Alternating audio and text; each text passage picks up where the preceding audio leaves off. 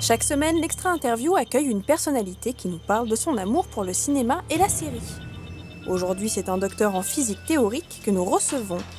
Christophe Galfard sort son nouvel ouvrage, L'univers à portée de main, et nous explique pourquoi, quand on a compris Game of Thrones, on comprendra assurément les mystères de l'univers. Donc vous êtes physicien, et ce qui est amusant, c'est qu'en préparant cette interview, je me suis rendu compte qu'il y avait un champ lexical commun du cinéma et de l'espace. Il y a l'imaginaire, il y a le tout est possible, il y a l'espoir. Comment vous associez ces deux univers-là ? Il me semble que dès l'instant qu'il y a l'imaginaire qui rentre en jeu, que ce soit pour raconter une histoire ou même à la base déjà pour raconter une histoire, le vocabulaire de base il est un peu le même partout. Pour un film ça paraît évident, personne ne se posera la question. Pour la science, j'imagine que le grand public le sait moins, que c'est l'imaginaire qui rentre en compte. Il y a un vocabulaire commun, mais il y a, dans le travail que vous effectuez avec cet ouvrage ou avec vos ouvrages pour enfants, il y a un travail de vulgarisation qui passe par une façon de raconter. Est-ce qu'on peut imaginer que ça vous soit venu en regardant des films ? Que plusieurs films m'aient inspiré, oui, ça c'est sûr. Vous voulez des noms, des titres ? Je sais pas, il y a enfant, il y a E.T. qui m'avait marqué. Mais vraiment marqué, j'en ai fait des cauchemars pendant des semaines, donc je sais pas si c'est le... Effrayé, ouais, vraiment.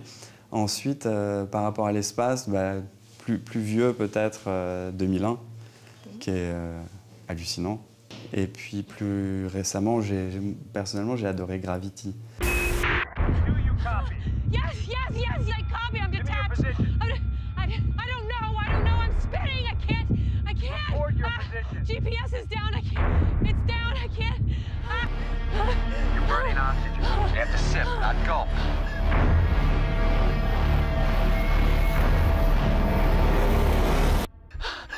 Dans un film, c'est l'histoire qui prime. Que ça corresponde, même si c'est de la science-fiction ou quoi que ce soit, que ça corresponde à de la vraie science ou non, je m'en fiche.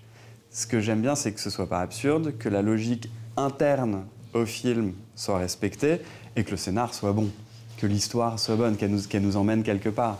Parce qu'on peut très bien avoir des faits scientifiques corrects et un scénario pourri. Et ça marche pas. Interstellar, c'est ça, par exemple, pour moi.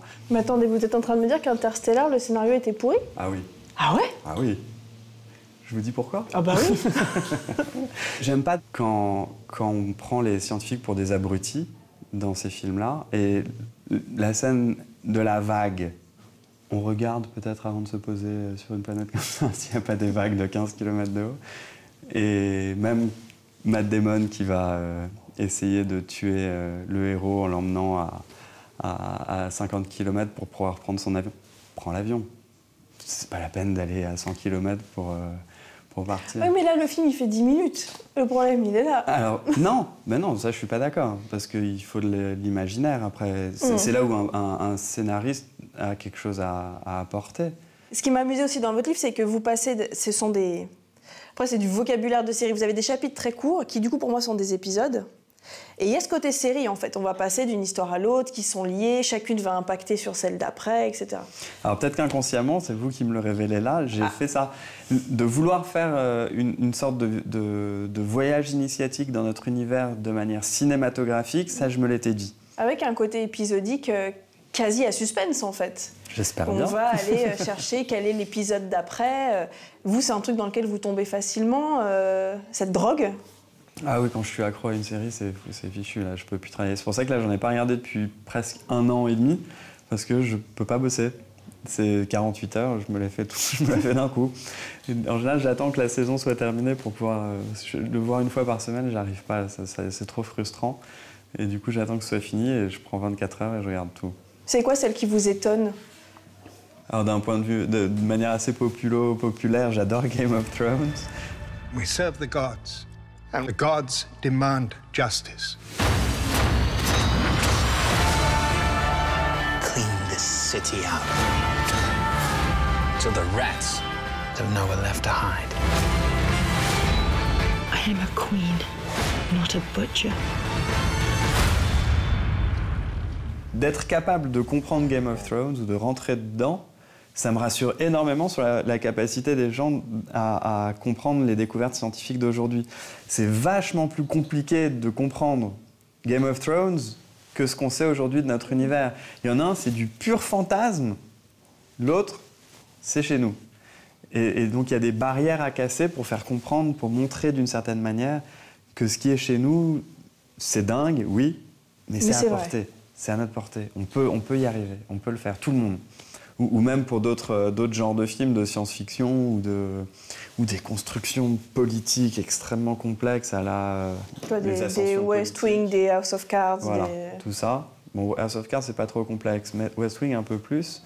C'est quand même des enchevêtrements d'idées, de ça, de faut faire attention à ci, de château de cartes pour House of Cards qui se montent. On est capable de comprendre ça. Bon, ok, ça correspond à ce qu'on vit tous les jours, mais la science aussi. Et c'est pas plus complexe. Et donc c'est une question de confiance, je pense, en soi, pour réussir à rentrer là-dedans. Et dès qu'on rentre dedans, on obtient les mêmes genres d'émotions, il me semble, quand c'est raconté, que dans ces séries ou dans ces films. Aussi haletante qu'une série HBO, l'histoire de l'espace prend une toute nouvelle dimension grâce à Christophe Galfard et son nouvel ouvrage, L'univers à portée de main.